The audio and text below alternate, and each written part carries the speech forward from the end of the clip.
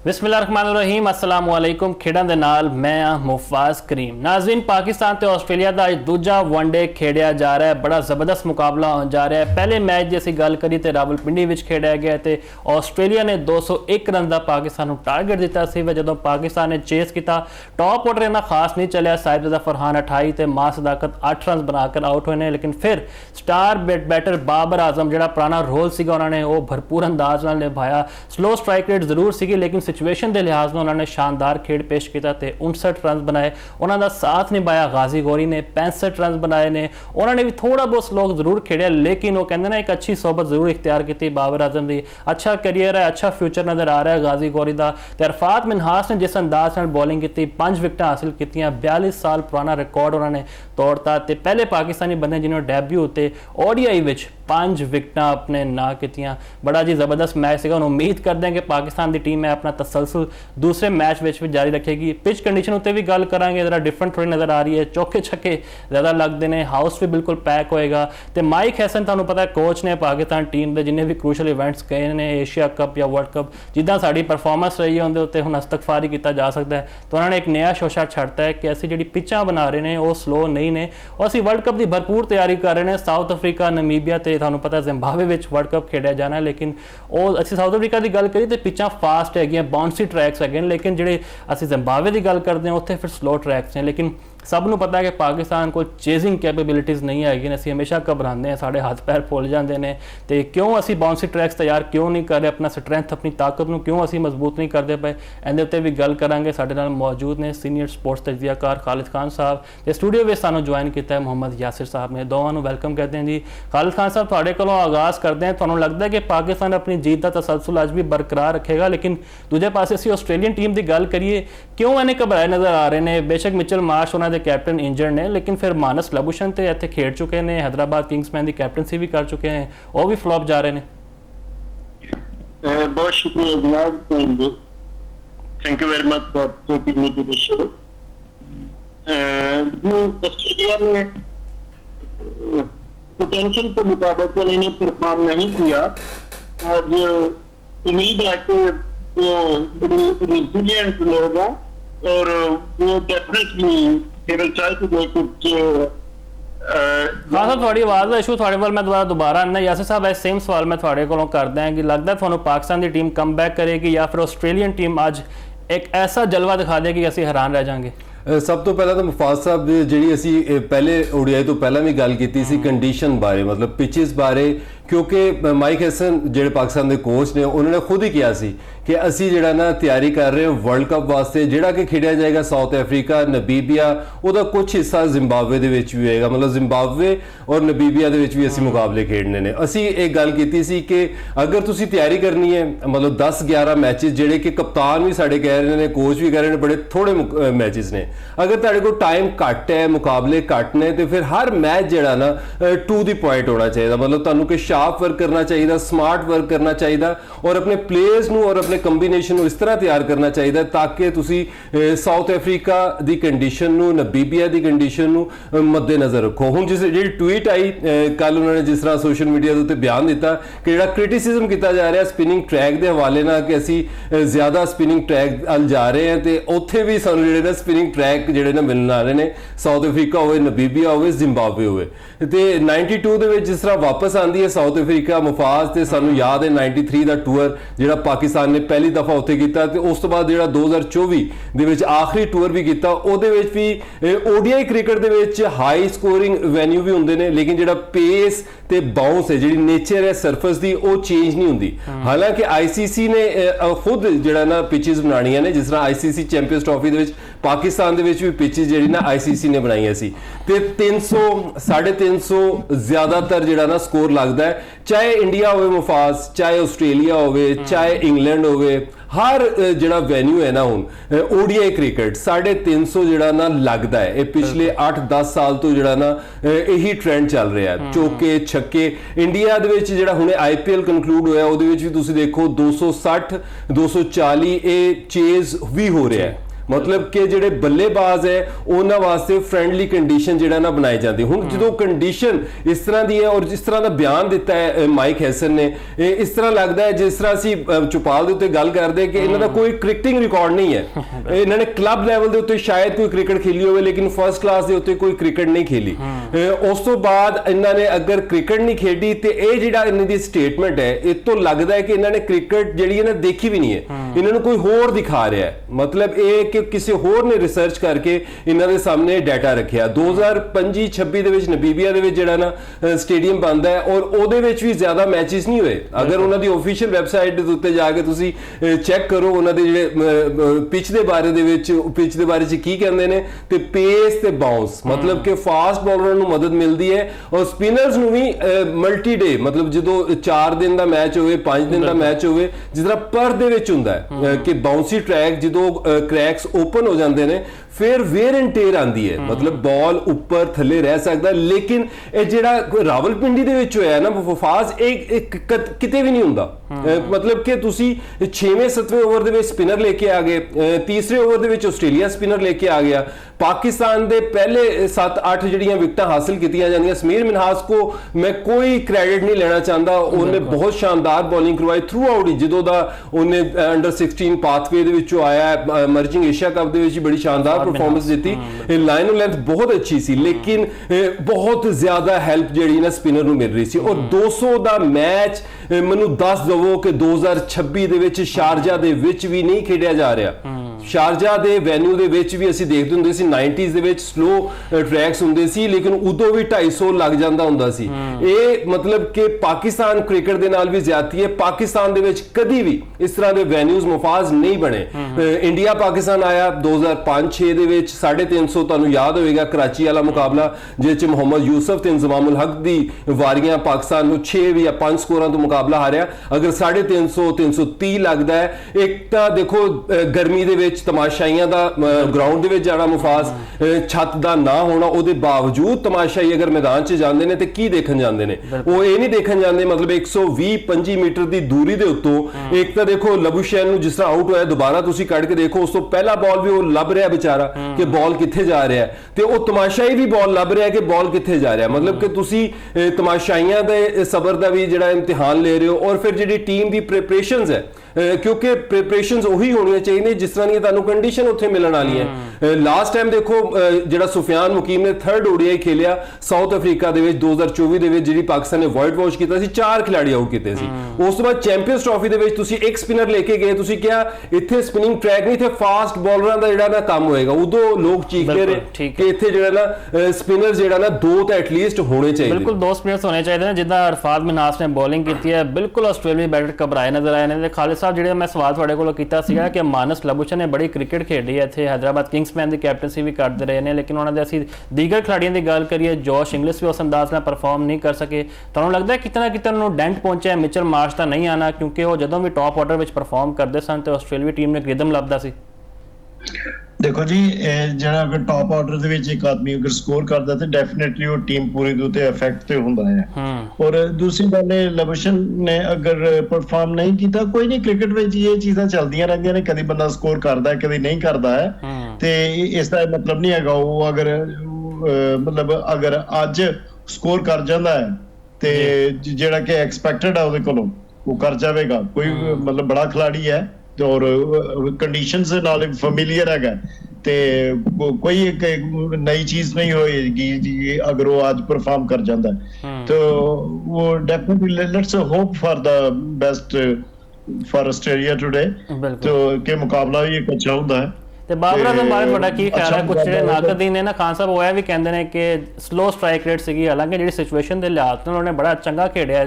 ਜੇ ਉਹ ਕਲੈਪਸ ਸਾਨੂੰ ਨਾ ਪਹੁੰਚਾਉਂਦਾ ਤੇ ਸ਼ਾਇਦ ਅਸੀਂ ਨਤੀਜਾ ਹੋਰ ਹੁੰਦਾ, ਕਿਉਂਕਿ ਜੇ 250 ਟੀਮ ਆਸਟ੍ਰੇਲੀਅਨ ਬਣਾ ਲੈਂਦੀ, ਉਹਨਾਂ ਦੀ ਬੋਲਿੰਗ ਲਾਈਨ ਇੰਨੀ ਵੀਕ ਨਹੀਂ ਸੀਗੀ ਜਿਵੇਂ ਤਨਵੀਰ ਸੰਘਾ ਬੋਲਿੰਗ ਕਰਦੇ ਪਏ ਸਨ। ਅੱਛਾ, ਇਹ ਚੀਜ਼ ਤੇ ਮੈਂ ਬਿਲੀਵ ਨਹੀਂ ਕਰਦਾ ਜੀ ਇਹ ਫਲਾਨੀ ਟੀਮ ਇੰਨਾ ਸਕੋਰ ਕਰ ਲੈਂਦੀ, ਉਹ ਅਗਰ ਸਾਡੇ ਉਹਨਾਂ ਨੇ 200 ਕੀਤਾ ਉਹ 250 ਕਰ ਲੈਂਦੇ ਤੇ ਕੀ ਹੁੰਦਾ ਬਈ? ਉਹਨਾਂ ਨੂੰ ਅਗਰ 250 ਨਹੀਂ ਨਾ ਕਰਨ ਦਿੱਤਾ, ਇਸ ਚੀਜ਼ ਦਾ ਕ੍ਰੈਡਿਟ ਤੇ ਪਲੇਅਰਾਂ ਨੂੰ ਦਿਓ ਨਾ ਜਿਨ੍ਹਾਂ ਨੇ ਨਹੀਂ 250 ਉਹਨਾਂ ਨੂੰ ਕਰਨ ਦਿੱਤਾ। ਹਾਂਜੀ, 8 ਓਵਰ ਪਹਿਲੇ ਅਸਾਂ ਫਿਰ ਵੀ ਉਹ ਅਚੀਵ ਕਰ ਲਿਆ ਆਪਣਾ ਟਾਰਗੇਟ ਜਿਹੜਾ ਸੀ, ਤੇ ਉਸ ਦੇ ਵਿੱਚ ਮਤਲਬ ਅਗਰ ਸਲੋ ਰੇਟ ਜਾਂ ਤੇਜ਼ ਰੇਟ ਦਾ ਮਤਲਬ ਨਾ ਕੋਈ ਮਕਸਦ ਹੀ ਕੋਈ ਨਹੀਂ ਗੱਲ ਕਰਨਾ। ਇਨ ਦਾ ਐਂਡ ਤੇ ਤੁਸੀਂ ਮੈਚ ਹੀ ਜਿੱਤਣਾ ਹੁੰਦਾ ਨਾ, ਤੇ ਮੈਚ ਉਹਨਾਂ ਜਿੱਤ ਲਿਆ ਮੈਂ, ਔਰ 8 ਓਵਰ ਪਹਿਲੇ ਜਿੱਤ ਲਿਆ। ਈਵਨ ਅਗਰ 49th ਓਵਰ 50th ਓਵਰ ਦੇ ਵਿੱਚ ਆ ਕੇ ਜਿੱਤ ਲੈਣ ਤੇ ਇਸ ਨਾਲ ਕੀ ਫਰਕ ਪੈਂਦਾ ਹੈ? ਮੈਚ ਹੀ ਜਿੱਤਣਾ ਹੁੰਦਾ ਨਾ, ਬਿਲਕੁਲ, ਕਿਉਂਕਿ ਟਾਰਗੇਟ ਹੀ ਪਤਾ 200 ਇੱਕ ਮਤਲਬ ਟਾਰਗੇਟ ਹੈਗਾ ਸੀ, ਤੇ ਉਹ ਨਾ ਕਾਫੀ ਰਿਲੈਕਸ ਮਤਲਬ ਜਾ ਰਹੇ ਸਨ। ਹਾਂ ਸਰ, ਇਹ ਵੀ ਕਿਹਾ ਜਾ ਰਿਹਾ ਕਿ ਟੀਮ ਵਿੱਚ ਕੁਝ ਤਬਦੀਲੀਆਂ ਹੋਣੀ ਚਾਹੀਦੀਆਂ। ਸੁਫਿਆਨ ਮੁਕੀਮ ਤੁਹਾਨੂੰ ਪਤਾ ਲੀਡਿੰਗ ਵਿਕਟ ਟੇਕਰ ਹੈ, ਲੇਕਿਨ 2-3 ਸਾਲ ਤੋਂ ਉਹਦੇ ਨਾਲ ਮੁਸਲਸਲ ਜ਼ਿਆਦਤੀ ਕੀਤੀ ਜਾ ਰਹੀ ਹੈ। ਤੇ ਫਿਰ ਨਸੀਮ ਸ਼ਾਹ ਦੀ ਅਸੀਂ ਗੱਲ ਕਰੀਏ, ਉਹਨੂੰ ਵੀ ਅਜੇ ਤੱਕ ਮੌਕਾ ਨਹੀਂ ਲੱਭਦਾ ਪਿਆ। ਇਹ ਵੀ ਕਿਹਾ ਜਾ ਰਿਹਾ ਕਿ ਸ਼ਾਹੀਨ ਸ਼ਾਹ ਅਫਰੀਦੀ ਜ਼ਿਆਦਾ ਪਸੰਦ ਕਰਦੇ ਨੇ ਹਾਰਿਸ ਰਊਫ ਨੂੰ, ਉਹਨਾਂ ਦੇ ਨਾ ਗੁੱਡ ਬੁੱਕ ਵਿੱਚ ਉਹ ਸ਼ਾਮਿਲ ਹੈ, ਇਸੇ ਵਾਸਤੇ ਬਾਰ-ਬਾਰ ਉਹਨਾਂ ਨੂੰ ਮੌਕੇ ਲੱਭਦੇ ਪਏ ਨੇ। ਤੁਹਾਡੀ ਨਜ਼ਰ ਵਿੱਚ ਕੋਈ ਤਬਦੀਲੀ ਹੋਣੀ ਚਾਹੀਦੀ ਅੱਜ? ਤਬਦੀਲੀ ਡੈਫੀਨਿਟਲੀ ਹੋਣੀ ਚਾਹੀਦੀ ਹੈ ਜੀ। ਅੱਜ ਜਿਹੜੇ ਵੀ ਬਾਲਰਾਂ ਦੇ ਤੁਸੀਂ ਨਾਂ ਲਏ ਨੇ, ਨਸੀਮ ਸ਼ਾਹ ਲਿਆ, ਮੇਰੇ ਖਿਆਲ ਦੇ ਵਿੱਚ ਤੇ ਅਲੀ ਰਜ਼ਾ ਨੂੰ ਵੀ ਮੌਕਾ ਮਿਲਣਾ ਚਾਹੀਦਾ। ਉਹ 150 ਕਰਦਾ ਹੈ, ਔਰ ਅੱਗੋਂ ਜਿਸ ਤਰ੍ਹਾਂ ਸਾਡੇ ਦੋਸਤ ਹੁਣ ਫਰਮਾ ਰਹੇ ਸਨ ਕਿ ਨੈਕਸਟ ਈਅਰ ਅੱਗੇ ਵਰਲਡ ਕੱਪ ਹੈ ਉੱਥੇ ਸਾਊਥ ਅਫਰੀਕਾ ਦੇ ਵਿੱਚ, ਉੱਥੇ ਬਾਉਂਸੀ ਵਿਕਟਾਂ ਨੇ, ਔਰ ਉਹ ਡੈਫੀਨਿਟਲੀ ਉਹ 150 ਕਰਨ ਵਾਲਾ ਬਾਲਰ ਜਿਹੜਾ ਹੈ ਉਹ ਤੇ ਮਤਲਬ ਇੱਕ ਟੈਰਰ ਹੁੰਦਾ, ਔਰ ਬਾਉਂਸੀ ਵਿਕਟ ਵੀ ਉਹਨਾਂ ਨੂੰ ਮਿਲ ਜਾਵੇ। ਲੇਕਿਨ ਸਾਡੇ ਕੰਡੀਸ਼ਨ ਦਾ ਮਸਲਾ ਇਹ ਆ ਰਿਹਾ ਨੇ ਕਿ ਸਲੋ ਟਰੈਕਸ ਹੈਗੇ ਨੇ ਬਹੁਤ, ਜਿਵੇਂ 200 ਰਨ ਉੱਤੇ ਤਾਂ ਆਊਟ ਹੋ ਗਈ ਆਸਟ੍ਰੇਲੀਆ ਟੀਮ। ਅਸੀਂ ਇਹੀ ਕਹਿ ਰਹੇ ਕਿ ਕੰਡੀਸ਼ਨ ਥੋੜੀ ਬਾਉਂਸੀ ਹੋਣੀ ਚਾਹੀਦੀ ਹੈ, ਲੇਕਿਨ ਮਾਈਕ ਹੈਸਨ ਨੇ ਕਹਿਤਾ ਕਿ ਸਾਡੀ ਕੰਡੀਸ਼ਨਾਂ ਬਿਲਕੁਲ ਠੀਕ ਨੇ, ਇੱਥੇ ਕੋਈ ਪਰੇਸ਼ਾਨੀ ਨਹੀਂ ਹੈਗੀ। ਪਰੇਸ਼ਾਨੀ ਤੇ ਸਾਫ਼ ਜ਼ਾਹਰ ਹੋ ਜਾਂਦੀ ਜੋ ਜਾ ਕੇ ਕੰਡੀਸ਼ਨ ਚੇਂਜ ਹੁੰਦੀਆਂ ਨਾ। ਹੁਣ ਸਾਊਥ ਅਫਰੀਕਾ ਵਾਲੇ ਇਹ ਕੰਡੀਸ਼ਨ ਤੇ ਨਹੀਂ ਦੇਣਗੇ ਪਾਕਿਸਤਾਨ ਵਾਲੀਆਂ, ਤੇ ਔਰ ਸਾਰੀਆਂ ਟੀਮਾਂ ਜਿਹੜੀਆਂ ਇਸ ਵੇਲੇ ਕਰ ਰਹੀਆਂ ਨੇ, ਇਹ ਇਨਫੈਕਟ ਵਰਲਡ ਕੱਪ ਦੀ ਤਿਆਰੀ ਕਰ ਰਹੀਆਂ ਨੇ, ਔਰ ਉਹਨਾਂ ਕੰਡੀਸ਼ਨਸ ਦੇ ਹਿਸਾਬ ਦੇ ਨਾਲ ਇਹਨਾਂ ਨੂੰ ਇਸ ਵੇਲੇ ਪਿਚਸ ਵਗੈਰਾ ਤਿਆਰ ਕਰਨੀਆਂ ਚਾਹੀਦੀਆਂ ਨੇ। ਔਰ ਠੀਕ ਹੈ, ਅੱਜ ਕੱਲ ਕ੍ਰਿਕਟ ਕੁਇਕ ਹੋ ਗਈ ਹੈ, ਫਾਸਟ ਹੋ ਗਈ ਹੈ, ਸਾਰੇ ਸਕੋਰ 300 ਵੀ ਆਰਾਮ ਨਾਲ ਚੇਜ਼ ਹੋ ਜਾਂਦਾ ਹੈ, ਤੇ ਉਹ ਠੀਕ ਹੈ। ਲੇਕਿਨ ਬੈਟਸਮੈਨ ਹੀ ਉਸ ਹਿਸਾਬ ਦੇ ਨਾਲ ਮਤਲਬ ਬੈਟਸਮੈਨ ਦੀ ਟੈਕਨੀਕ ਵੀ ਚੇਂਜ ਹੋਈ ਹੈ। ਉਹ ਜਿਹੜੀ ਟੈਕਨੀਕਸ ਵਗੈਰਾ ਚੇਂਜ ਹੋਏ 90s ਦੇ ਵਿੱਚ, ਹੁਣ ਜਿਹੜੀ ਕ੍ਰਿਕਟ ਖੇਲੀ ਜਾਂਦੀ ਸੀ ਉਹ ਕ੍ਰਿਕਟ, ਉਹ ਸ਼ਾਟਸ ਅੱਜ ਕੱਲ ਨਹੀਂ ਖੇਲੇ ਜਾਂਦੇ, ਨਏ ਸ਼ਾਟਸ ਡਿਵਾਈਸ ਕੀਤੇ ਨੇ, ਤੇ ਉਹ ਇਸ ਹਿਸਾਬ ਦੇ ਨਾਲ ਉਹ ਜ਼ਿਆਦਾ ਟਾਰਗੇਟ ਵੀ ਅੱਗੋਂ ਰਿਵਾਈਜ਼ ਹੋ ਗਏ। ਬਿਲਕੁਲ, ਅਗਰ ਬੈਟਸਮੈਨ ਕੋਲ ਸ਼ਾਟਸ ਵੀ ਨਏ ਆਣਗੇ ਤਾਂ ਉਸੇ ਨਾਲ ਸਕੋਰ ਰੇਟ ਉਤੇ ਹੀ ਫਰਕ ਪਏਗਾ। ਹਾਂ ਸਰ, ਮੈਂ ਤੁਹਾਡੇ ਵੱਲ ਆਉਂਦਾ। ਯਾਸਿਰ ਸਾਹਿਬ, ਤੁਸੀਂ ਦੱਸੋ ਅੱਜ ਲਾਹੌਰ ਦੀ ਅਸੀਂ ਕੰਡੀਸ਼ਨ ਬਾਰੇ ਗੱਲ ਕਰੀਏ ਤੇ ਤੁਹਾਨੂੰ ਪਤਾ ਹੈ ਚੱਕੇ ਚੌਕੇ ਬਹੁਤ ਲੱਗਦੇ ਨੇ, ਲੇਕਿਨ ਤੁਹਾਨੂੰ ਲੱਗਦਾ ਹੈ ਕਿ ਅੱਜ ਪਾਕਿਸਤਾਨ ਟਾਸ ਜਿੱਤ ਕੇ ਪਹਿਲੇ ਬੈਟਿੰਗ ਤਰਫ ਜਾਵੇ ਤੇ ਅੱਛਾ ਟਾਰਗੇਟ ਸਕੋਰ ਉੱਤੇ ਲਾਏ ਤਾਂ ਕਿ ਆਸਟ੍ਰੇਲੀਅਨ ਟੀਮ ਨੂੰ ਵੀ ਅਸੀਂ ਰੋਕ ਸਕੀਏ 200-250 ਉੱਤੇ, ਕਿਉਂਕਿ ਅੱਜ ਇਹ ਵੀ ਕਿਹਾ ਜਾ ਰਿਹਾ ਕਿ ਸ਼ਾਇਦ 300 ਦਾ ਟਾਰਗੇਟ ਵੀ ਪਾਰ ਹੋ ਜਾਏ। ਦੇਖੋ, PSL ਦੇ ਵਿੱਚ ਅੱਛੀਆਂ ਪਿਚਾਂ ਸੀ। ਲਾਹੌਰ ਦੇ ਵਿੱਚ ਆਸਟ੍ਰੇਲੀਆ ਦੀ ਜਿਹੜੀ ਮਿੱਟੀ ਹੈ ਨਾ, ਉਹਦੇ ਨਾਲ ਜਿਹੜਾ ਨਾ ਇੱਕ ਪਿਚ ਮਤਲਬ ਆਸਟ੍ਰੇਲੀਅਨ ਸੋਇਲ ਦੀ ਪਿਚ ਵੀ ਮੌਜੂਦ ਹੈ, ਜਿੱਥੇ ਅੱਛਾ ਪੇਸ ਤੇ ਬਾਉਂਸ ਜਿਹੜਾ ਨਾ ਕੈਰੀ ਮੌਜੂਦ ਹੈ। ਗਰਮੀ ਦੇ ਵਿੱਚ ਤੁਹਾਨੂੰ ਪਤਾ ਹੈ ਕਿ ਨੇਚਰ ਜਿਹੜੀ ਨਾ ਪਿਚ ਦੀ ਡਿਫਰੈਂਟ ਹੋ ਜਾਂਦੀ, ਥੋੜੀ ਡਰਾਇਰ ਸਾਈਡ ਦੇ ਉੱਤੇ ਚਲੀ ਜਾਂਦੀ ਹੈ। ਅਗਰ ਉਹ ਅੱਛਾ ਕਵਰ ਕਰਕੇ ਫਿਰ ਵੀ ਰੱਖਿਆ ਜਾਵੇ, ਅਗਰ ਘਾਹ ਨਾ ਉੱਤੇ ਛੱਡਿਆ ਜਾਵੇ ਤੇ ਅੱਛਾ ਬਾਉਂਸ ਤੇ ਕੈਰੀ ਹੋਵੇ, ਤੇ ਜਿਹੜੇ ਸਟ੍ਰੋਕ ਮੇਕਰ, ਇਸ ਤਰ੍ਹਾਂ ਤੁਸੀਂ ਹੁਣ ਬਾਬਰ ਆਜ਼ਮ ਦੀ ਵੀ ਗੱਲ ਕਰ ਰਹੇ ਸੀ ਕਿ ਸਲੋ ਸਟ੍ਰਾਈਕ ਰੇਟ, ਬੜੀ ਗੱਲ ਹੈ ਕਿ ਬਾਬਰ ਆਜ਼ਮ ਨੇ ਦੇਖੋ 69 ਸਕੋਰ ਕੀਤਾ, 94 ਗੇਂਦਾਂ ਲਈਆਂ, ਲੇਕਿਨ ਬਾਲ ਹੀ ਜਦੋਂ ਬੱਲੇ ਦੇ ਉੱਤੇ ਨਹੀਂ ਆ ਰਿਹਾ। ਔਰ ਬਾਬਰ ਆਜ਼ਮ ਦੀ ਜਿਹੜੀ ਟੈਕਨੀਕ ਹੈ ਨਾ ਮੁਫਾਜ਼, ਉਹ ਕਾਫੀ ਜ਼ਿਆਦਾ ਲੇਟ ਖੇਲਦੇ ਨੇ, ਮਤਲਬ ਉਹਨਾਂ ਦਾ ਜਿਹੜਾ ਕੰਟੈਕਟ ਹੁੰਦਾ ਨਾ ਬੱਲੇ ਦੇ ਨਾਲ ਬਾਲ ਦਾ, ਉਹ ਕਾਫੀ ਲੇਟ। ਇਹੋ ਜਿਹੇ ਜਿਹੜੇ ਪਲੇਅਰ ਹੁੰਦੇ ਨੇ ਉਹਨਾਂ ਨੂੰ ਪੇਸ ਤੇ ਬਾਉਂਸ ਅੱਛਾ ਲੱਗਦਾ ਹੈ, ਉਹ ਪਸੰਦ ਕਰਦੇ ਨੇ। ਆਸਟ੍ਰੇਲੀਅਨ ਬੱਲੇਬਾਜ਼ਾਂ ਦੀ ਤੁਸੀਂ ਗੱਲ ਕਰ ਰਹੇ ਸੀ, ਮਾਰਨਸ ਲਬੂਸ਼ੇਨ ਵੀ ਫਸੇ ਰਹੇ, ਐਲੈਕਸ ਕੈਰੀ ਸ਼ੁਰੂ ਦੀ ਜਦੋਂ ਬਾਲ ਨਵਾਂ ਸੀ, ਸ਼ਾਹੀਨ ਸ਼ਾਹ ਅਫਰੀਦੀ ਜਾਂ ਹਾਰਿਸ ਰਊਫ ਬੋਲਿੰਗ ਕਰ ਰਹੇ ਸੀ, ਉਦੋਂ ਵੀ ਜਦੋਂ ਬਾਲ ਬੱਲੇ ਦੇ ਉੱਤੇ ਆ ਰਿਹਾ ਸੀ ਤੇ ਉਹਨਾਂ ਕੋਲ ਰਨਸ ਬਣ ਰਹੇ ਸੀ, ਲੇਕਿਨ ਜਦੋਂ ਇਹ ਬਾਲ ਥੋੜਾ ਸੌਫਟ ਹੋਇਆ ਔਰ ਨਾਲ ਹੀ ਸਮੀਰ ਮਿਨਹਾਸ ਇਨ ਐਕਸ਼ਨ ਹੋਏ ਤੇ ਫਿਰ ਜਿਹੜਾ ਨਾ ਬ੍ਰੇਕਾਂ ਲੱਗ ਗਿਆ, ਜਿਸ ਤਰ੍ਹਾਂ ਲਗਾਮਾਂ ਨਹੀਂ ਖਿੱਚ ਲਿੱਤੀਆਂ ਜਾਂਦੀਆਂ ਕਿ ਹੁਣ ਬਾਲ ਜਿਹੜਾ ਨਾ ਸਭ ਦੀ ਤਰ੍ਹਾਂ ਘੁੰਮੇਗਾ ਤੇ ਨਾਲੇ ਸਲੋ ਵੀ ਰਹੇਗਾ। ਔਰ ਜਿਹੜਾ ਬਾਬਰ ਆਜ਼ਮ ਦਾ ਡਿਸਮਿਸਲ ਹੈ, ਉਹ ਤੁਸੀਂ ਦੇਖੋ ਇਸ ਤਰ੍ਹਾਂ ਦੀਆਂ ਪਿਚਾਂ, ਉਹ ਜਦੋਂ ਅਸੀਂ ਕ੍ਰਿਕਟ ਖੇਡਣੀ ਸ਼ੁਰੂ ਕੀਤੀ ਨਾ ਮੁਫਾਜ਼, ਸਾਡੇ ਕੋਲ ਦੇਖੋ ਕਲੇ ਨਹੀਂ ਸੀ, ਸਾਡੇ ਕੋਲ ਟਰਫ ਨਹੀਂ ਸੀ, ਅਸੀਂ ਖੁੱਲੇ ਗਰਾਊਂਡਾਂ ਦੇ ਵਿੱਚ ਜਿੱਥੇ 15-15 ਜਿਹੜਾ ਨਾ ਪਿੱਚਾਂ ਬਣਾ ਕੇ ਲੜਕੇ ਖੇਲਦੇ ਹੁੰਦੇ ਸੀ, ਤੇ ਇੱਕ ਰਿੰਗ ਦੇ ਨਾਲ ਅਸੀਂ ਜਿਹੜਾ ਨਾ ਰੜੇ ਦੇ ਉੱਤੇ ਹੀ ਮਤਲਬ ਕਿ ਉਹਨੂੰ ਰਿੰਗ ਦੇ ਨਾਲ ਪਿੱਚ ਬਣਾਣੀ, ਉੱਤੇ ਰੋਲ ਕਰਨਾ, ਪਾਣੀ ਛਾਣੀ ਲਾਣਾ, ਤੇ ਥੋੜੀ ਦੇਰ ਬਾਅਦ ਹੀ ਜਿਹੜਾ ਨਾ ਉਹ ਬ੍ਰੇਕ ਹੋ ਜਾਂਦੀ ਸੀ। ਮਤਲਬ ਕਿ ਤੁਹਾਡੇ ਕੋ ਰਾਵਲਪਿੰਡੀ ਦੇ ਵਿੱਚ ਵੀ ਅਗਰ ਉਹਦੀ ਅਸਲ ਜਿਹੜੀ ਨੇਚਰ ਹੈ ਨਾ, ਰਾਵਲਪਿੰਡੀ ਦੀ ਜਿਹੜੀ ਪਿੱਚ ਹੈ, ਉੱਥੇ ਵੀ ਅੱਛਾ ਬਾਉਂਸ ਤੇ ਕੈਰੀ ਹੁੰਦਾ ਹੈ, ਛੋਟੀ ਬਾਉਂਡਰੀਜ਼ ਹੈ। 350 ਵਾਲਾ ਮੈਚ, 350 ਵਾਲਾ ਮੈਚ ਸਾਰਿਆਂ ਦੇ ਹੱਕ ਦੇ ਵਿੱਚ ਸੀ। ਮੈਂ ਫਿਰ ਕਹਿ ਰਿਹਾ ਤਮਾਸ਼ਾਈਆਂ ਦੇ ਹੱਕ ਦੇ ਵਿੱਚ ਵੀ ਸੀ। ਫਿਰ ਜਿਹੜੀ ਟਿਊਰਿੰਗ ਟੀਮ ਹੁੰਦੀ ਹੈ, ਹੁਣ ਅਸੀਂ ਇਹ ਕਹਿੰਦੇ ਕਿ ਸੀ ਟੀਮ ਆ ਰਹੀ ਹੈ, ਆਸਟ੍ਰੇਲੀਆ ਦੀ ਡੀ ਟੀਮ ਆ ਰਹੀ ਹੈ, ਉਹਨਾਂ ਨੇ ਵੀ ਦੇਖੋ ਵਰਲਡ ਕੱਪ ਦੀ ਤਿਆਰੀ ਕਰਨੀ ਹੈ। ਹੁਣ ਉਹ ਆਪਣੇ ਏ ਕੈਟਾਗਰੀ ਦੇ ਪਲੇਅਰ ਕਿਉਂ ਭੇਜਣਗੇ ਇੰਨੀ ਗਰਮੀ ਦੇ ਵਿੱਚ? ਇੱਕ ਤਾਂ ਉਹਨਾਂ ਨੂੰ ਇਹ ਡਰ ਹੋਏਗਾ ਕਿ ਇੰਨਾ ਗਰਮੀ ਦੇ ਵਿੱਚ ਜ਼ੋਰ ਲਾ ਕੇ ਇੱਕ ਤਾਂ ਪਲੇਅਰ ਇੰਜਰਡ ਹੋ ਜਾਏਗਾ, ਫਿਰ ਇਹ ਰੈਲੀਵੈਂਟ ਹੀ ਨਹੀਂ ਹੈ। ਮਤਲਬ ਕਿ ਤੁਸੀਂ ਜੇ ਇਸ ਕੰਡੀਸ਼ਨ ਦੇ ਵਿੱਚ ਜਾ ਕੇ ਵਰਲਡ ਕੱਪ ਖੇਲਣਾ ਹੈ, ਉਹਨਾਂ ਨੇ ਬਿਲੀ ਸਟੈਨਲੇਕ ਨੂੰ ਲੈ ਕੇ ਆਏ ਨਾ 6 ਸਾਲ ਬਾਅਦ, ਲੰਬਾ ਤਗੜਾ ਫਾਸਟ ਬੋਲਰ, ਉਹਨੂੰ ਇਸ ਵਜ੍ਹਾ ਤੋਂ ਲੈ ਕੇ ਆਏ ਕਿ ਉਹਨਾਂ ਦੇ ਜ਼ਿਹਨ ਦੇ ਵਿੱਚ ਹੈ ਕਿ ਉਹਨੂੰ ਜਿਹੜਾ ਨਾ ਸਾਊਥ ਅਫਰੀਕਾ ਦੇ ਵਿੱਚ ਇਸਤੇਮਾਲ ਕੀਤਾ ਜਾ ਸਕਦਾ ਹੈ। ਲੇਕਿਨ ਪਹਿਲੇ ODI ਤੋਂ ਬਾਅਦ ਇਹ ਲੱਗਦਾ ਹੈ ਕਿ ਤੁਸੀਂ ਜਿਹੜਾ ਨਾ ਜਦੋਂ ਇੱਕ ਫਾਸਟ ਬੋਲਰ ਬਾਲ ਕਰਵਾ ਰਿਹਾ ਹੈ ਤੇ ਉਹਦਾ ਬਾਲ ਵਿਕਟ ਕੀਪਰ ਕੋ 3-4 ਠੱਪਿਆਂ ਤੋਂ ਬਾਅਦ ਅਗਰ ਪਹੁੰਚ ਰਿਹਾ ਹੈ ਤੇ ਫਿਰ ਉਹ ਕਿਹਦੀ ਤਿਆਰੀ ਵਾਸਤੇ ਜਿਹੜਾ ਨਾ ਆਪਣੇ ਪਲੇਅਰਾਂ ਨੂੰ ਇੱਥੇ ਭੇਜਣਗੇ। ਫਿਰ ਬਾਬਰ ਆਜ਼ਮ ਦੇ ਉੱਤੇ ਅਸੀਂ ਬੜਾ ਕ੍ਰਿਟਿਸਿਜ਼ਮ ਕਰਦੇ ਹਾਂ। ਅਸੀਂ ਹਮਸਾਇਆ ਮੁਲਕ ਇੰਡੀਆ ਦੀ ਅਗਰ ਗੱਲ ਕरें ਤੇ ਉਹ 90s ਤੋਂ ਹੀ ਮਤਲਬ ਕਿ ਜਿੱਦੋਂ 300 ਸਵਾ 300 ਨਹੀਂ ਵੀ ਬਣ ਰਿਹਾ ਸੀ ਤੇ ਇੰਡੀਆ ਦੇ ਵਿੱਚ ਪਿਚਿਸ ਐਸੀਆਂ ਹੀ ਬਣ ਰਹੀਆਂ ਸੀ ਤੇ ਇੰਡੀਆ ਦੇ ਵਿੱਚ ਅਗਰ ਕਰਾਊਡ ਪੁੱਲ ਹੁੰਦਾ ਹੈ, ਹਾਊਸ ਫੁੱਲ ਹੁੰਦਾ ਹੈ ਔਰ ਜ਼ਿਆਦਾ ਸਕੋਰ ਬਣਨ ਦੀ ਵਜ੍ਹਾ ਨਹੀਂ ਪੁੱਲ ਹੁੰਦਾ ਹੈ, ਲੋਕ ਤਮਾਸ਼ਾਈ ਚੌਕੇ ਛੱਕੇ ਦੇਖਣਾ ਪਸੰਦ ਕਰਦੇ ਨੇ। ਮੈਂ ਫਿਰ ਐਮਫਸਾਈਜ਼ ਕਰਾਂਗਾ ਇਹੋ ਜਿਹੀਆਂ ਪਿੱਚਾਂ ਪਹਿਲਾਂ ਵੀ ਸਾਨੂੰ ਜਿਹੜਾ ਨੂੰ ਗੁੰਮਰਾਹ ਕੀਤਾ ਗਿਆ ਮੁਫਾਜ਼, ਚੈਂਪੀਅਨਸ ਟਰਾਫੀ 'ਚ ਕੀਤਾ ਗਿਆ। ਉਦੋਂ ਵੀ ਆਕਿਬ ਜਾਵੇਦ ਸਾਹਿਬ ਨੇ ਕਿਹਾ ਕਿ ਇੱਥੇ ਜਿਹੜਾ ਨਾ ਸਪਿਨਰਸ ਨੂੰ ਮਦਦ ਮਿਲਣ ਵਾਲੀ ਨਹੀਂ ਹੈ ਤੇ ਅਸੀਂ ਜਿਹੜਾ ਨਾ ਇੱਕ ਸਪਿਨਰ ਦੇ ਨਾਲ ਜਾਵਾਂਗੇ, ਅਸੀਂ ਸੁਫਿਆਨ ਮੁਕੀਮ ਨੂੰ ਨਹੀਂ ਖਿਲਾਇਆ। ਫਿਰ 2026 ਦਾ ਜਿਹੜਾ T20 ਵਰਲਡ ਕੱਪ ਖੇਲਿਆ ਗਿਆ ਸ੍ਰੀਲੰਕਾ ਦੇ ਵਿੱਚ, ਉਦੋਂ ਅਸੀਂ ਅੱਧੀ ਦਰਜਨ ਸਪਿਨਰਸ ਦੇ ਨਾਲ ਗਏ। ਉਦੋਂ ਵੀ ਮੈਂ ਸਵਾਲ ਚੁੱਕਿਆ ਸੀ ਕਿ ਇਹ ICC ਦਾ ਟੂਰਨਾਮੈਂਟ ਹੈ, ਇਹ ਜਿਹੜਾ ਨਾ ਸ੍ਰੀਲੰਕਾ ਦੀ ਹੋਮ ਸੀਰੀਜ਼ ਨਹੀਂ ਹੈ ਔਰ ਉੱਥੇ ਇੰਨੀ ਜ਼ਿਆਦਾ ਮਦਦ ਸਪਿਨਰਸ ਨੂੰ ਨਹੀਂ ਮਿਲਣ ਵਾਲੀ ਔਰ ਨਹੀਂ ਮਿਲੀ। ਮਤਲਬ ਕਿ ਤੁਸੀਂ ਕਿਹੜਾ ਸਟੈਟਸ ਦੇਖਦੇ ਹੋ, ਕਿਹੜੇ ਸਨ ਦਾ ਸਟੈਟ ਦੇਖਦੇ ਹੋ? ਤੁਸੀਂ ਕੀ ਇੱਕ ਇਕੱਠਾ ਡਾਟਾ ਜਿਹੜਾ ਨਾ ਕੰਪਾਈਲ ਕਰਕੇ ਆਪਣੇ ਸਾਹਮਣੇ ਰੱਖ ਲੈਂਦੇ ਹੋ ਜਿਹਦੇ ਚ 1970 ਦੇ ਮੈਚ ਵੀ ਹੁੰਦੇ ਨੇ, 1980 ਦੇ ਮੈਚ ਵੀ ਹੁੰਦੇ? ਤੁਸੀਂ ਮੋਸਟ ਰੀਸੈਂਟ ਮਤਲਬ ਇੱਕ ਪ੍ਰੇਮਾਦਾਸਾ ਸੀ ਜਿੱਥੇ ਸਪਿਨਰਸ ਨੂੰ ਵੀ ਮਦਦ ਮਿਲਦੀ ਸੀ, ਲੇਕਿਨ ਪਾਵਰ ਪਲੇ ਦੇ ਵਿੱਚ ਅਰਲੀ ਔਨ ਉੱਥੇ ਵੀ ਫਾਸਟ ਬੋਲਰਸ, ਜਿਸ ਤਰ੍ਹਾਂ ਆਸਟ੍ਰੇਲੀਆ ਤੇ ਉਹਦਾ ਮੈਚ ਹੋਇਆ ਸੀ ਜ਼ਿੰਬਾਬਵੇ ਦਾ, ਉਹਦੇ ਵਿੱਚ ਮਜ਼ਹਰ ਅਬਾਨੀ ਨੇ, ਬ੍ਰੈਡ ਐਵਨਸ ਨੇ ਨਵੇਂ ਬਾਲ ਦੇ ਨਾਲ ਬਾਲ ਸੀਮ ਅਰਾਊਂਡ ਕੀਤਾ, ਮਤਲਬ ਫਾਸਟ ਬੋਲਰ ਨੂੰ ਵੀ ਮਦਦ ਮਿਲੀ। ਅੱਛਾ ਕੰਬੀਨੇਸ਼ਨ ਸਾਊਥ ਅਫਰੀਕਾ ਵਾਸਤੇ ਤੁਹਾਡੇ ਜ਼ਿਹਨ ਦੇ ਵਿੱਚ ਇਹੀ ਹੋਣਾ ਚਾਹੀਦਾ ਕਿ ਤੁਹਾਨੂੰ 4 ਫਾਸਟ ਬੋਲਿੰਗ ਆਪਸ਼ਨ ਚਾਹੀਦੇ ਨੇ ਔਰ ਚੌਥਾ ਜਿਹੜਾ fast bowling option Ahmed Daniyal ਨੂੰ ਅਗਰ ਤੁਸੀਂ ਟੀਮ ਦੇ ਵਿੱਚ ਰੱਖਿਆ ਤੇ ਉਹਨੂੰ ਖਿਲਾਓ, ਅੱਛੀ ਬਾਉਂਸੀ ਪਿਚ ਬਣਾਓ। ਅਹਿਮਦ ਦਾਨਿਆਲ ਡਿਜ਼ਰਵ ਵੀ ਕਰਦਾ ਹੈ ਖੇਡਣਾ, ਕਿਉਂਕਿ ਅਸੀਂ ਬਾਹਰ ਬਿਠਾ ਕੇ ਨਾ ਖਿਡਾਰੀ ਨੂੰ ਆਊਟ ਆਫ ਫਾਰਮ ਕਰ ਦਿੰਦੇ ਹਾਂ। ਸੇਮ ਸਵਾਲ ਖਾਨ ਸਾਹਿਬ ਤੁਹਾਡੇ ਕੋਲੋਂ ਮੈਂ ਕਰਨਾ ਚਾਹੁੰਦਾ ਕਿ ਜ਼ਿਆਦਾ ਰਨਸ ਅਸੀਂ ਬਣਾਵਣ, ਕਿਉਂਕਿ ਅਸੀਂ ਜੇ ਟਾਪ ਆਰਡਰ ਦੀ ਗੱਲ ਕਰੀਏ ਸਾਹਿਬਜ਼ਾਦਾ ਫਰਹਾਨ ਤੇ ਮਾਂ ਸਦਾਕਤ ਵੀ, ਉਹਨਾਂ ਦਾ ਵੀ ਬੱਲਾ ਕੁਝ ਖਾਮੋਸ਼ ਨਜ਼ਰ ਆ ਰਿਹਾ। ਕੋਈ ਕੰਡੀਸ਼ਨਸ ਰੀਡ ਕਰਨ ਵਿੱਚ ਉਹਨਾਂ ਨੂੰ ਮੁਸ਼ਕਿਲਾਤ ਨੇ ਜਾਂ ਕੋਈ ਹੋਰ ਮਸਲਾ ਹੈ? ਇਹ ਉਹਨਾਂ ਵਾਸਤੇ ਇਹ ਕੋਈ ਨਵੀਂ ਕੰਡੀਸ਼ਨਸ ਨਹੀਂ ਹੈਗੀਆਂ, ਸਭ ਜ਼ਿਆਦਾ ਫਰਹਾਨ ਵਾਸਤੇ ਹੈ, ਮਾਂ ਸਦਾਕਤ ਵਾਸਤੇ।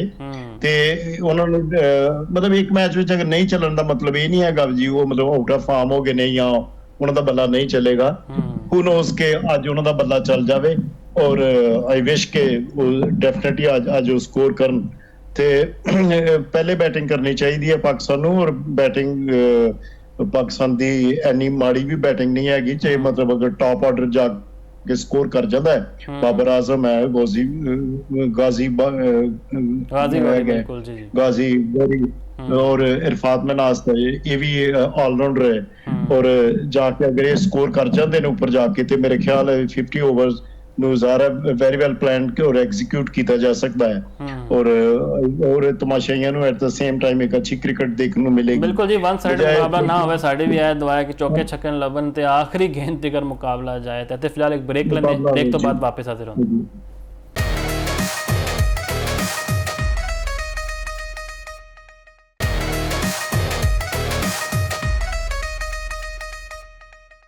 ਬ੍ਰੇਕ ਤੋਂ ਬਾਅਦ ਖੁਸ਼ਾਮਦੀਦ ਜੀ। ਪਾਕਿਸਤਾਨ ਤੇ ਆਸਟ੍ਰੇਲੀਆ ਦੇ ਦੂਜੇ ਵਨਡੇ ਦੀ ਗੱਲ ਕਰਦੇ ਹਾਂ ਤੇ ਐਡਮ ਜ਼ੈਂਪਾ ਦੀ ਵਾਪਸੀ ਹੋ ਚੁੱਕੀ ਹੈ। ਨਜ਼ਰ ਆ ਰਿਹਾ ਕਿ ਸਲੋ ਟਰਨਿੰਗ ਟਰੈਕ ਹੈਗੀ, ਘੱਟ ਸਕੋਰ ਹੋਏਗਾ। ਕਿ ਟਾਸ ਬਾਰੇ ਅਸੀਂ ਗੱਲ ਕਰਦੇ ਹਾਂ ਕਿ ਸ਼ਾਹੀਨ ਨੇ ਇਹ ਫੈਸਲਾ ਕਿਉਂ ਕੀਤਾ, ਕਿਉਂਕਿ ਜਦੋਂ ਪਹਿਲੇ ਮੈਚ ਵਿੱਚ ਉਹਨਾਂ ਨੇ ਇਹ ਫੈਸਲਾ ਕੀਤਾ ਸੀ ਤੇ ਤਨਕੀਦ ਵੀ ਹੁੰਦੀ ਰਹੀ ਹੈ ਕਿ ਸਾਡਾ ਜਿਹੜਾ ਚੇਜ਼ਿੰਗ ਸਟਰੈਂਥ ਹੈ ਉਹ ਬੜਾ ਵੀਕ ਹੈਗਾ, ਸਾਨੂੰ ਮਸਲੇ ਮਸਾਇਲ ਦਰਪੇਸ਼ ਆਉਂਦੇ ਨੇ। ਤੇ ਯਾਸਿਰ ਸਾਹਿਬ ਕਿੱਦਾਂ ਵੇਖਦੇ ਟਾਸ ਨੂੰ? ਸਟਬਬੋਰਨ ਬਿਹੇਵੀਅਰ ਮੁਫਾਜ਼, ਅਸੀਂ ਦੇਖੋ ਚੈਂਪੀਅਨਸ ਟਰਾਫੀ ਦੇ ਵਿੱਚ ਕੀ ਦੱਸਿਆ ਕਿ ਇੱਕ ਸਪਿਨਰ ਨਹੀਂ, ਇੱਥੇ 2 ਸਪਿਨਰ ਸੁਫਿਆਨ ਮੁਕੀਮ ਨੂੰ ਹੋਣਾ ਚਾਹੀਦਾ।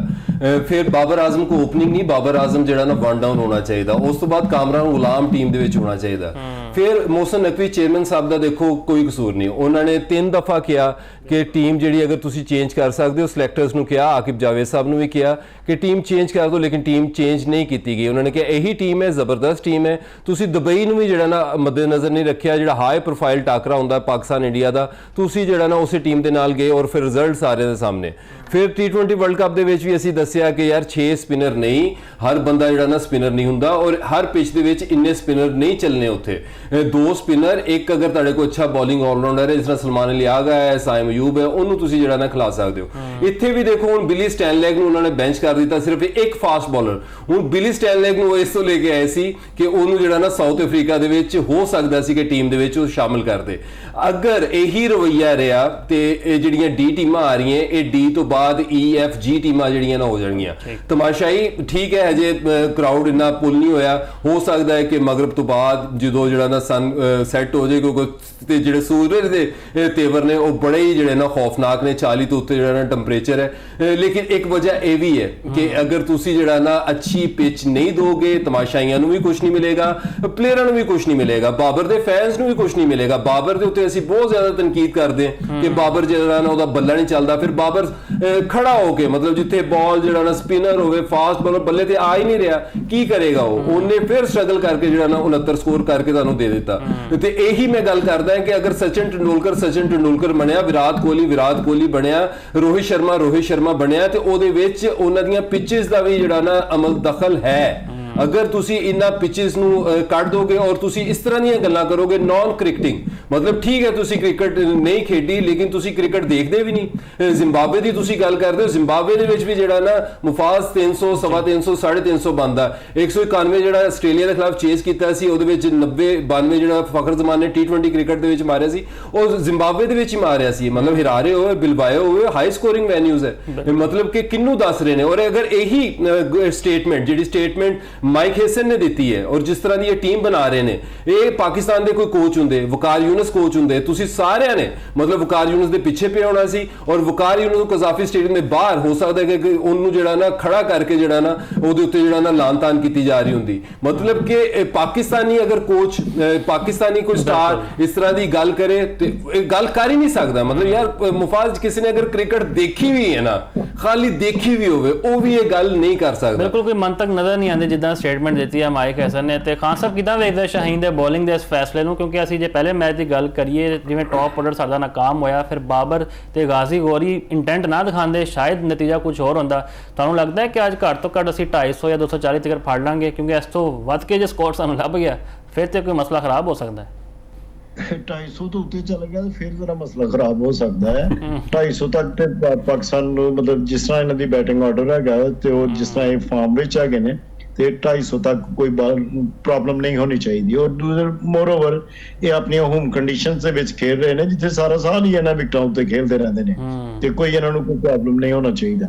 ਤੇ ਦੂਸਰਾ ਇਹ ਹੈ ਵੀ ਉਦੋਂ ਦੇਖੇ ਨਾ ਆਸਟ੍ਰੇਲੀਆ ਵਾਲਿਆਂ ਨੂੰ ਉਹਨਾਂ ਨੇ ਆਪਣਾ ਫਾਸਟ ਬਾਲਰ ਡ੍ਰੌਪ ਕਰਕੇ ਤੇ ਉਹਨਾਂ ਨੇ ਸਪਿਨਰ ਲਾਇਆ ਬਿਲਕੁਲ। ਤੇ ਔਰ ਇਹਨਾਂ ਡੈਫੀਨਿਟਲੀ ਪਾਕਿਸਤਾਨ ਕੋਲ ਉਹਨਾਂ ਨਾਲੋਂ ਜ਼ਿਆਦਾ ਅੱਛੇ ਸਪਿਨਰਸ ਹੈਗੇ ਨੇ ਤੇ ਇਹ ਵੀ ਇੱਕ ਮਤਲਬ it's going to be a very good match today. ਤੇ ਕਿਉਂਕਿ ਦੋਨੇ ਟੀਮ ਜਿਹੜੀਆਂ ਰਿਲਾਈ ਕਰ ਰਹੀਆਂ ਨੇ ਸਪਿਨਰਸ ਉਤੇ ਔਰ ਇੱਕ ਅੱਛਾ ਮੈਚ ਦੇਖਣ ਨੂੰ ਅੱਜ ਮਿਲੇਗਾ।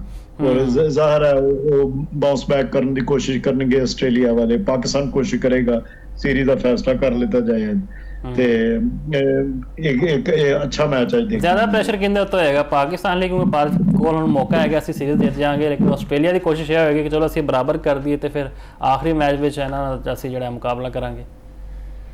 ਡੈਫੀਨਿਟਲੀ ਜੀ ਪਾਕਿਸਤਾਨ ਕੋਸ਼ਿਸ਼ ਕਰੇਗਾ ਕਿ ਅੱਜ ਮਤਲਬ ਜਿੱਤ ਕੇ ਤੇ ਸੀਰੀਜ਼ ਦਾ ਫੈਸਲਾ ਕਰ ਦਿੱਤਾ ਜਾਏ, ਲੇਕਿਨ ਪਾਕਿਸਤਾਨ ਉੱਤੇ ਪ੍ਰੈਸ਼ਰ ਤੇ ਨਹੀਂ ਹੋਏਗਾ ਕਿਉਂਕਿ ਇੱਕ ਹੋਰ ਚਾਂਸ ਤੇ ਹੈ ਨਾ ਪਾਕਿਸਤਾਨ ਵਾਸਤੇ। ਤੇ ਔਰ ਆਸਟ੍ਰੇਲੀਆ ਉੱਤੇ ਹੈ ਅਗਰ ਉਹ ਲੂਜ਼ ਕਰ ਜਾਂਦੇ ਤੇ ਸੀਰੀਜ਼ ਡੈਫੀਨਿਟਲੀ ਕਿੰਨਾ ਕੀ ਟਾਰਗੇਟ ਉਹਨਾਂ ਦੇ ਮਾਈਂਡ ਉੱਤੇ ਹੋਏਗਾ? ਅਸੀਂ ਜੇ ਸਲੋ ਟਰੈਕ ਦੀ ਗੱਲ ਕਰਦੇ ਪਏ ਹਾਂ ਖਾਨ ਸਾਹਿਬ। ਉਹ ਜੀ ਇੱਕ ਅੱਛਾ ਮੈਚ ਹੋਣਾ ਚਾਹੀਦਾ। 300 ਦਾ ਤੇ ਡੈਫੀਨਿਟਲੀ ਮਤਲਬ ਕੋਈ ਅੱਜ ਦੇ ਜ਼ਮਾਨੇ ਦੀ ਕ੍ਰਿਕਟ ਦੇ ਵਿੱਚ 300 ਕੋਈ ਐਨੀ ਵੱਡੀ ਗੱਲ ਨਹੀਂ ਹੈਗੀ ਔਰ ਇਹ ਨਾ ਕੋਈ ਅਜੀਬ ਹੈ, ਲੇਕਿਨ 300 ਉੱਤੇ ਵੀ ਇੱਕ ਬਹੁਤ ਅੱਛਾ ਮੈਚ ਹੋਏਗਾ। ਯਾਸਿਰ ਸਾਹਿਬ ਤੁਸੀਂ ਵੀ ਕਮੈਂਟ ਕਰਨਾ ਚਾਹੋ? ਸੁਫਿਆਨ ਮੁਕੀਮ ਦੀ ਗੱਲ ਕਰਾਂਗੇ ਕਿ ਸੁਫਿਆਨ ਮੁਕੀਮ ਐਮਰਜਿੰਗ ਏਸ਼ੀਆ ਕੱਪ ਦੇ ਵਿੱਚ ਵੀ ਜਿਹੜਾ ਨਾ ਇੰਪੈਕਟਫੁਲ ਬੋਲਰ ਰਿਹਾ, 3-4 ਵਿਕਟਾਂ ਜਿਹੜਾ ਨਾ ਹਾਸਲ ਕਰਦਾ ਰਿਹਾ। ਇੱਕ ਤਾਂ ਦੇਖੋ ਜਦੋਂ ਇੰਟਰਨੈਸ਼ਨਲ ਵੀ ਖੇਡ ਰਿਹਾ ਸੀ ਪਾਕਿਸਤਾਨ ਨਾਲੋਂ, ਉਦੋਂ ਵੀ ਅੱਛਾ ਹੀ ਖੇਡ ਰਿਹਾ ਸੀ। ਸਾਊਥ ਅਫਰੀਕਾ ਦੇ ਵਿੱਚ ਵੀ ਲਾਸਟ ODI ਦੇ ਵਿੱਚ 4 ਵਿਕਟਾਂ ਵੈਟ ਕੰਡੀਸ਼ਨ ਦੇ ਵਿੱਚ, ਮਾਰਕੋ ਯੈਨਸਨ ਦੀ, ਐਡਮ ਮਾਰਕਰਮ ਦੀ ਵਿਕਟ, ਫਿਰ ਰਿਸ ਸਪਿਨਰ ਹੈ ਜਿਹੜੇ ਮਿਸਟਰੀ ਸਪਿਨਰ ਨੇ, ਉਹ ਜਿਹੜੇ ਮਿਸਤਰੀ ਬਣੇ ਨੇ ਵਰਲਡ T20 ਦੇ ਵਿੱਚ, ਅਸੀਂ ਉਹ ਵੀ ਦੇਖ ਲਿਆ, ਚਾਹੇ ਉਹ ਇੰਡੀਅਨ ਸਪਿਨਰਸ ਹੋਣ ਜਾਂ ਪਾਕਿਸਤਾਨੀ ਸਪਿਨਰਸ ਹੋਣ। ਰਿਸ ਸਪਿਨਰ ਦਾ ਜਿਹੜਾ ਰੋਲ ਹੈ ਔਰ ਜਿਸ ਤਰ੍ਹਾਂ ਉਹਦੀ ਥਰੂ ਆਊਟ ਪਰਫਾਰਮੈਂਸ PSL ਦੇ ਵਿੱਚ ਵੀ ਫਲੈਟ ਟਰੈਕਸ ਦੇ ਵਿੱਚ ਮਿਡਲ ਓਵਰਸ ਦੇ ਵਿੱਚ ਜਿਸ ਤਰ੍ਹਾਂ ਉਹਨੇ ਵਿਕਟਾਂ ਲਈਆਂ, ਤੇ ਸਭ ਤੋਂ ਪਹਿਲਾਂ ਅਗਰ ਕੋਈ ਸਪਿਨਰ ਡਿਜ਼ਰਵ ਕਰਦਾ ਸੀ, ਬਹੁਤ ਪਹਿਲਾਂ ਤੋਂ ਡਿਜ਼ਰਵ ਕਰਦਾ ਸੀ, ਉਹ ਸੁਫਿਆਨ ਮੁਕੀਮ ਡਿਜ਼ਰਵ ਕਰਦਾ ਸੀ। ਉਹਨੂੰ ਟੀਮ ਦੇ ਵਿੱਚ ਸ਼ਾਮਲ ਨਾ ਕਰਨਾ ਇਹ ਬਹੁਤ ਹੀ ਮੇਰੇ ਵਾਸਤੇ ਜਿਹੜਾ ਨਾ ਹੈਰਾਨਕੁਨ ਚੀਜ਼ ਹੈ। ਅਬਰਾਰ ਦਾ PSL ਹੋਵੇ, ਵਰਲਡ T20 ਹੋਵੇ, ਦੋਨੋਂ ਜਿਹੜੇ ਨਾ ਉਹਦੇ ਨਾਕਾਮ ਗਏ, ਉਹਦੇ ਬਾਵਜੂਦ ਉਹਦੇ ਉੱਤੇ ਜਿਹੜਾ ਨਾ ਟਰਸਟ ਦਿਖਾਇਆ ਜਾ ਰਿਹਾ ਹੈ। ਇਹ ਫਿਰ ਮੈਂ ਉਹੀ ਗੱਲ ਕਰਾਂਗਾ, ਜਿਸ ਤਰ੍ਹਾਂ ਸਟੈਟਸ ਇਰਰੈਲੀਵੈਂਟ ਹੈ, ਪੁਰਾਣੇ ਸਟੈਟਸ ਨੇ, ਇਸ ਤਰ੍ਹਾਂ ਪਰਫਾਰਮੈਂਸਿਸ ਵੀ ਜਿਹੜੀਆਂ ਨਾ ਕੁਝ ਪਲੇਅਰਸ ਦੀਆਂ ਪੁਰਾਣੀਆਂ ਹੀ ਜਿਹੜੀਆਂ ਨਾ ਚੱਲਦੀਆਂ ਆ ਰਹੀਆਂ, ਪੁਰਾਣੀਆਂ ਤਾਂ ਚੱਲ ਰਹੀਆਂ, ਲੇਕਿਨ ਅਬਰਾਰ ਨੇ ਜਿਹੜੀ 2 ਕ੍ਰੂਸ਼ਲ ਵਿਕਟਾਂ ਲਈਆਂ, ਲੱਗਦਾ ਇਤਮਾਦ ਜਿਹੜਾ ਹੈ ਨਾ ਕ੍ਰਿਕਟ ਬੋਰਡ ਦਾ ਜ਼ਿਆਦਾ ਉਹਨਾਂ ਉੱਤੇ ਨਜ਼ਰ ਆ ਰਿਹਾ। ਲੇਕਿਨ ਸੁਫਿਆਨ ਮੁਕੀਮ ਨੂੰ ਇਗਨੋਰ ਨਹੀਂ ਕਰਨਾ ਚਾਹੀਦਾ, ਲੀਡਿੰਗ ਵਿਕਟ ਟੇਕਰ ਨੇ। ਵੇਖਦੇ ਅੱਜ ਦੇ ਮੈਚ ਦਾ ਕੀ ਰਿਜ਼ਲਟ ਨਿਕਲਦਾ। ਸਾਡੀ ਤੈਅ ਦੁਆ ਹੈ ਕਿ ਪਾਕਿਸਤਾਨ ਸੀਰੀਜ਼ ਜਿੱਤੇ, ਲੇਕਿਨ ਅਸੀਂ ਜਦੋਂ ਵੀ ਵੱਡੇ ਇਵੈਂਟਸ ਵਿੱਚ ਜਾਂਦੇ ਨਾ, ਅੱਗੇ ਵਰਲਡ ਕੱਪ ਵੀ ਆਣਾ, ਪਤਾ ਨਹੀਂ ਸਾਨੂੰ ਕੀ ਹੋ ਜਾਂਦਾ, ਅਸੀਂ ਆਪਣੀ ਪੁਰਾਣੀ ਕ੍ਰਿਕਟ ਹੀ ਭੁੱਲ ਜਾਂਦੇ ਹਾਂ। ਤੇ ਅਗੇਨ ਇਹ ਉਮੀਦ ਕਰਦੇ ਹਾਂ ਕਿ ਆਖਰੀ ਬਾਲ ਤੱਕ ਮੈਚ ਜਾਵੇ, ਇਹ ਨਾ ਹੋਏ ਕਿ ਪਹਿਲਾ ਮੈਚ ਤਾਂ ਅਸੀਂ ਬਿਲਕੁਲ ਬੋਰਿੰਗ ਵੇਖੀਏ, 200 ਦਾ ਟਾਰਗੇਟ ਵੀ ਆਰਾਮ ਨਾਲ ਅਸੀਂ ਚੇਸ ਕਰ ਲਿਆ। ਬਹਿਰਹਾਲ ਜੀ, ਗੁੱਡ ਲੱਕ ਕਹਿੰਦੇ ਹਾਂ ਦੋਵਾਂ ਟੀਮਾਂ ਨੂੰ। ਯਾਸਿਰ ਸਾਹਿਬ ਤੇ ਖਾਲਿਦ ਖਾਨ ਸਾਹਿਬ, ਤੁਹਾਡੇ ਦੋਵਾਂ ਦਾ ਬਹੁਤ ਬਹੁਤ ਸ਼ੁਕਰੀਆ। ਇਹ ਸਾਰੇ ਮੌਜ਼ੂਆਤ ਸਨ ਜਿਨ੍ਹਾਂ ਤੇ ਅਸੀਂ ਚਾਨਣ ਪਾਇਆ। ਮੈਨੂੰ ਦਿਓ ਇਜਾਜ਼ਤ, ਅੱਲਾ ਹਾਫਿਜ਼ ਨਾਜ਼ਰ।